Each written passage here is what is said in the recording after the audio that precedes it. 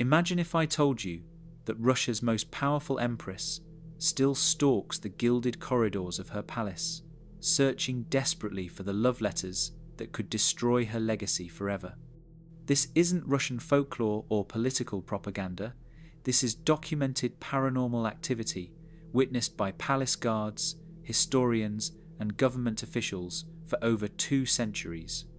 The ghost of Catherine the Great refuses to rest, and the chilling reasons why will make you question everything you thought you knew about death itself.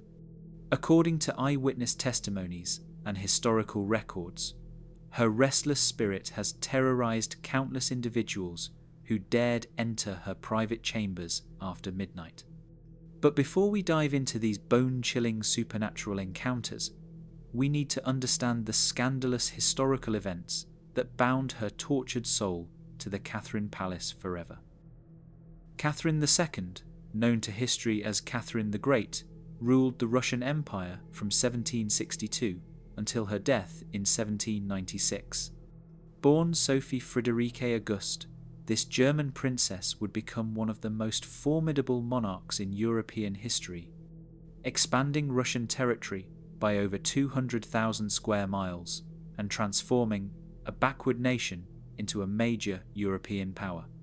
But behind the magnificent facade of imperial success lay a woman haunted by secrets that would follow her beyond the grave.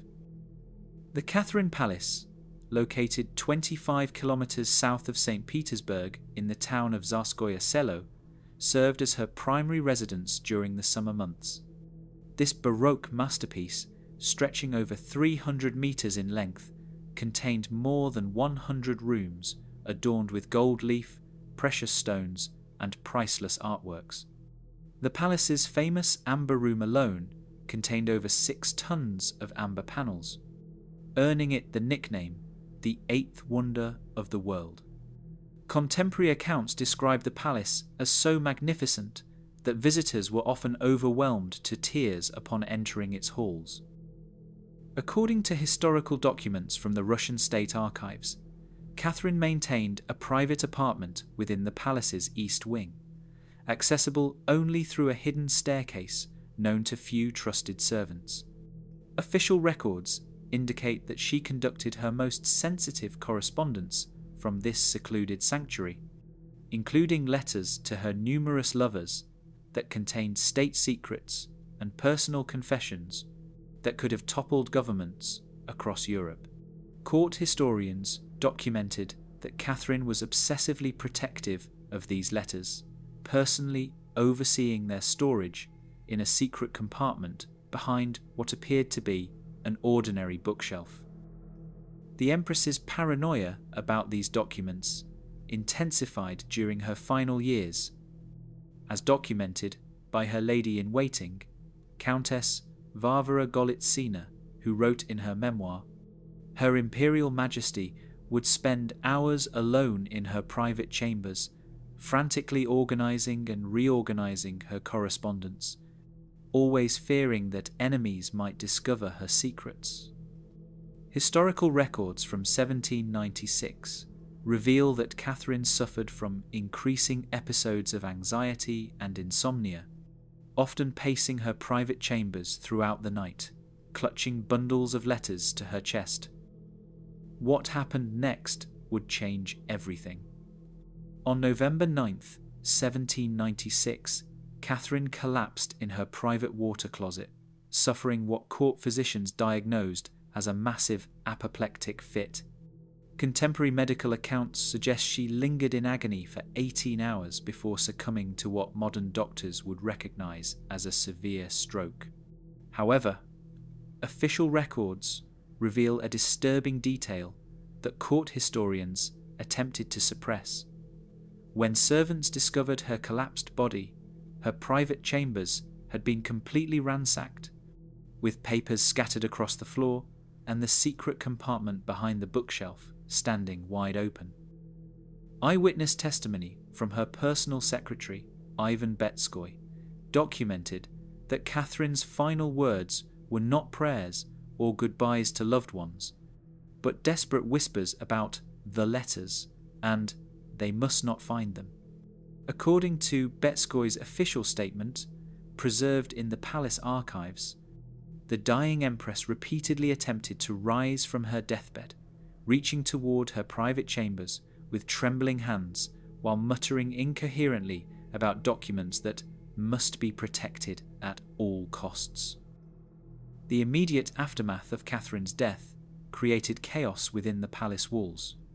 Historical documents reveal that her son, the future Paul I, ordered an immediate and thorough search of all her personal belongings, specifically seeking correspondence that might implicate the royal family in various scandals.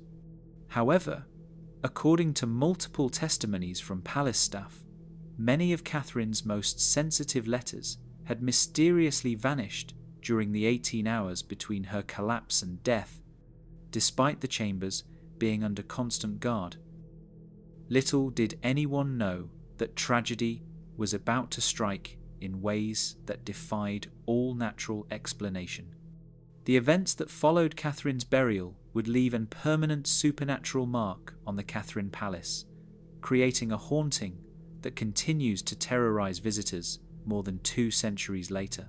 The first documented supernatural encounter occurred just 3 months after Catherine's death, involving her former personal guard, Colonel Fyodor Volkonsky, a decorated military officer whose credibility was beyond question. According to his official testimony, submitted to Tsar Paul I in February 1797, Volkonsky experienced phenomena that would establish a pattern of ghostly behavior that continues to this day. I was conducting my regular midnight security inspection of the palace's east wing when I first noticed the temperature drop. Volkonsky testified in his written report, preserved in the Russian military archives. The cold was unlike anything I had experienced, even during the harshest Siberian winters. It seemed to emanate from the walls themselves, creating an oppressive atmosphere that made breathing difficult. Contemporary weather records from that winter confirm that outdoor temperatures were actually mild for the season, making Volkonsky's experience even more inexplicable. The colonel's account describes how, as he approached Catherine's former private chambers, he began hearing what sounded like papers rustling and drawers being opened and closed. The sounds were distinctly audible, he wrote, as if someone were frantically searching through documents, occasionally accompanied by what I can only describe as frustrated sighs. When Volkonsky investigated the source of these disturbances, he discovered that Catherine's chambers had been sealed by imperial order immediately after her death, with the locks personally inspected just hours before his patrol. Upon unlocking the chambers with his master key, Volkonsky found the rooms in complete disarray. Papers that had been carefully organized were scattered across the floor, desk drawers stood open, and books had been pulled from their shelves and left in haphazard piles. Most disturbing of all, the secret compartment behind the bookshelf, which had been found empty after Catherine's death, now contained several sheets of paper covered with what appeared to be Catherine's distinctive handwriting. I immediately secured the area and examined the papers more closely. Volkonsky's testimony continues. The handwriting was unmistakably Her Imperial Majesty's, but the ink appeared fresh, as if the words had been written moments before my arrival. The content of these mysterious documents consisted of fragments of sentences, incomplete thoughts about protecting the truth, and they must not know. When I attempted to collect these papers as evidence, they crumbled to dust in my hands, leaving only the faint scent of Catherine's preferred French perfume lingering in the air. The colonel's final observation proved most unsettling. As I prepared to leave the chambers, I felt an overwhelming sensation of being watched. Though I could see no one, the feeling was so intense that every instinct warned me to flee immediately.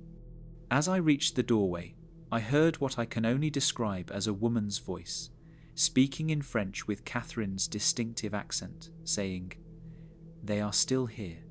They must be found." The voice seemed to come from directly behind me, but when I turned, the room was empty except for the lingering supernatural cold. 23 years later, in 1820, the ghostly manifestations had intensified dramatically, as documented by the palace's chief curator, Dmitry Stroganov, and witnessed by multiple staff members simultaneously. Stroganov's detailed report, submitted to Tsar Alexander I, describes phenomena that went far beyond the subtle disturbances experienced by Colonel Volkonsky. The supernatural activity had evolved from mere sounds and cold spots to actual visual manifestations, Stroganov wrote in his official documentation. On the night of November 9th, 1820, exactly 24 years after Her Imperial Majesty's death, myself and 3 other staff members witnessed an apparition that defies rational explanation.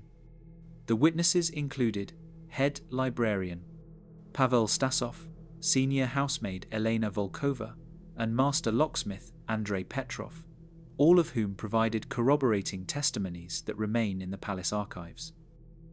According to these multiple eyewitness accounts, the group had been conducting an inventory of Catherine's personal effects when they observed a translucent figure moving through the private chambers. The apparition appeared as a woman of regal bearing, dressed in the elaborate court gown that Catherine favoured during her final years.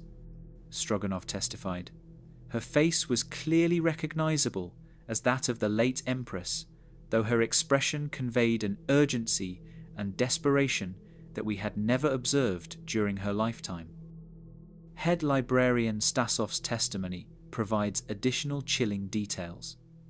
The ghostly figure of Catherine moved with purposeful determination, approaching the secret compartment repeatedly while gesturing frantically at the empty space.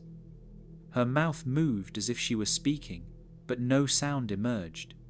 Most unnervingly, she appeared to be searching for something specific, her translucent hands passing through the wooden panels as she attempted to retrieve objects that were no longer there.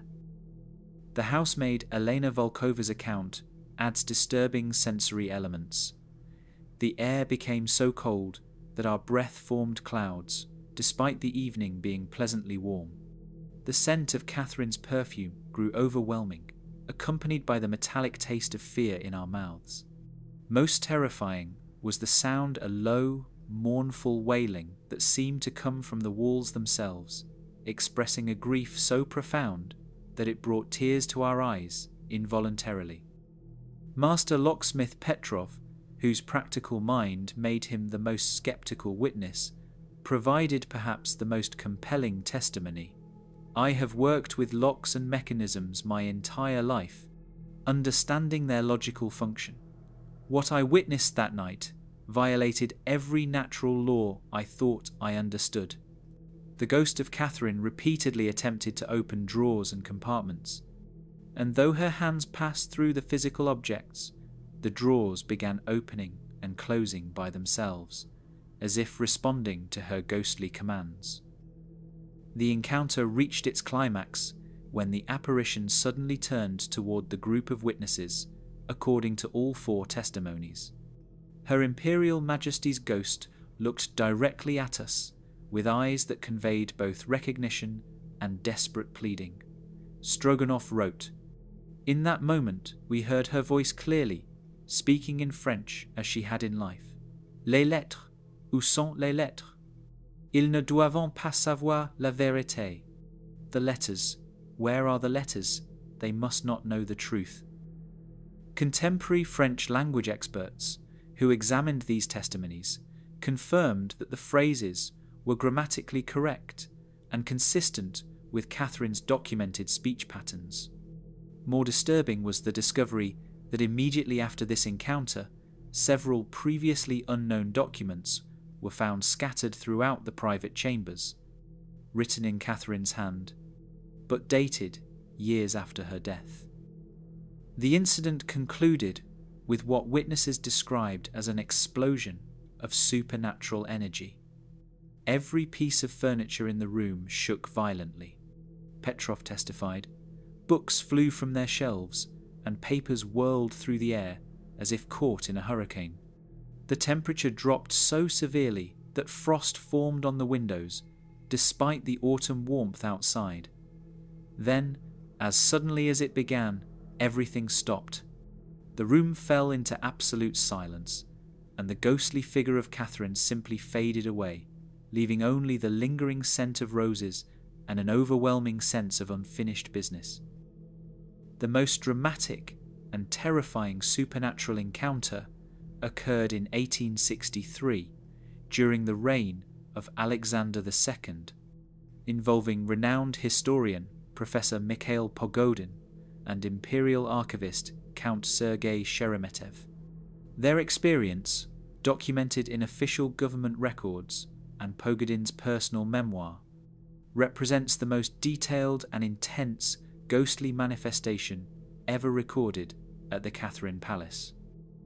Professor Pogodin, a respected member of the Russian Academy of Sciences, had been granted special permission to examine Catherine's private papers for his biographical research.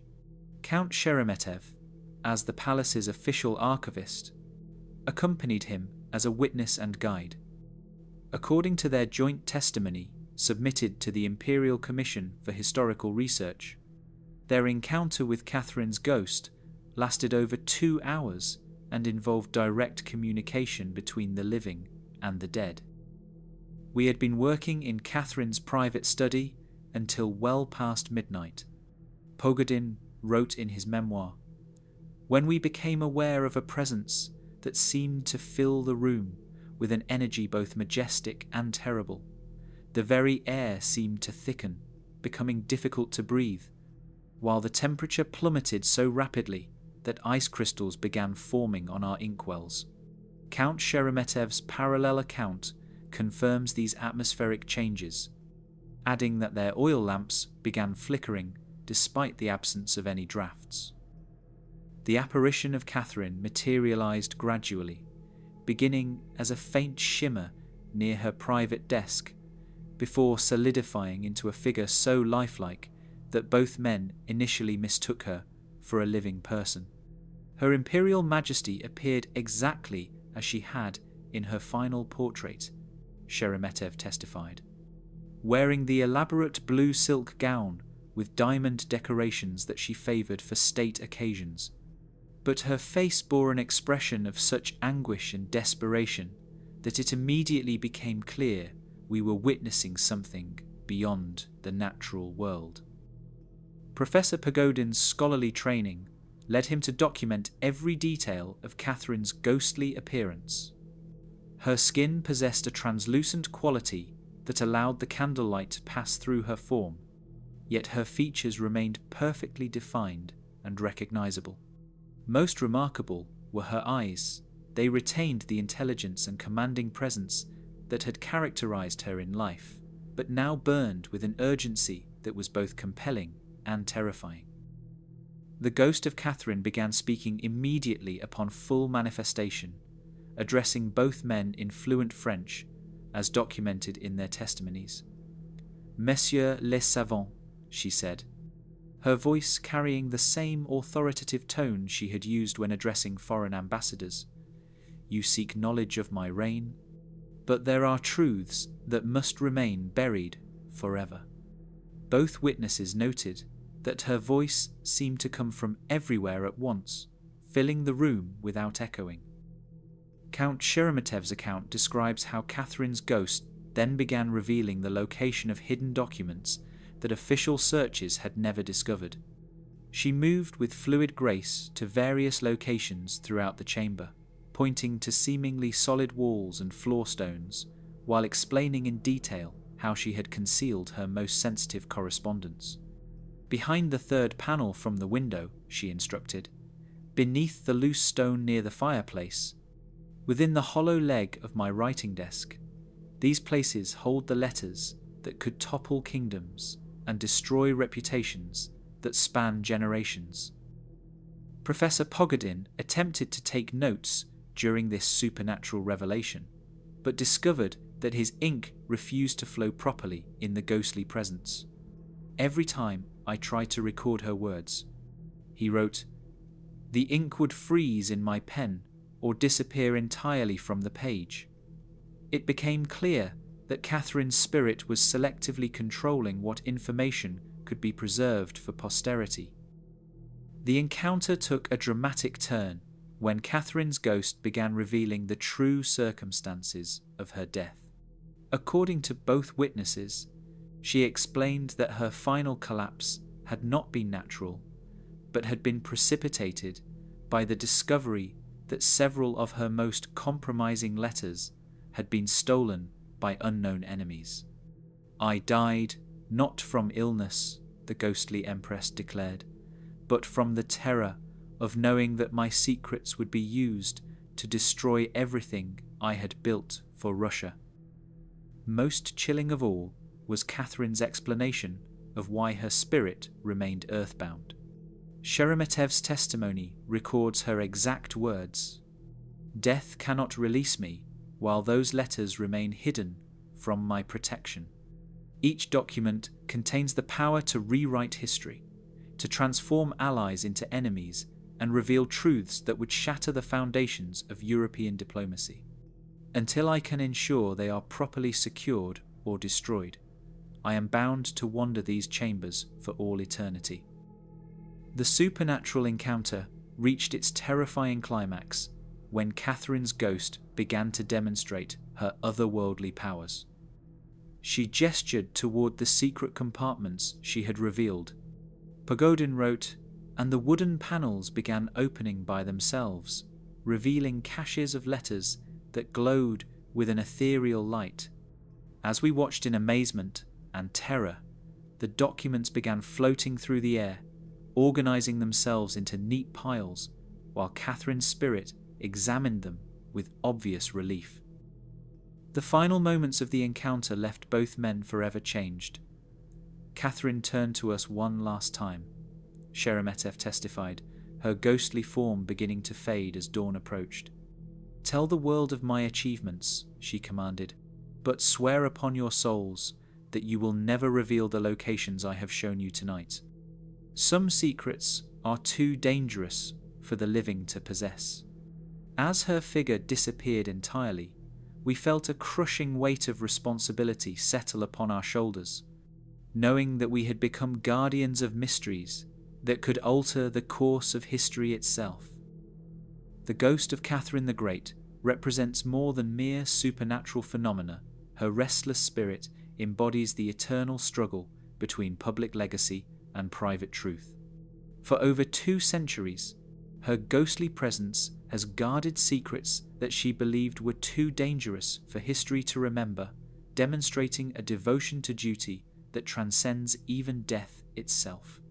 What keeps Catherine's soul bound to the Catherine Palace is not vengeance or regret, but an overwhelming sense of responsibility that refuses to acknowledge the limitations of mortality. Perhaps some bonds are truly too strong for death to break. Catherine's love for Russia, her obsession with protecting state secrets, and her fear of historical judgment have created a supernatural prison from which her spirit cannot escape.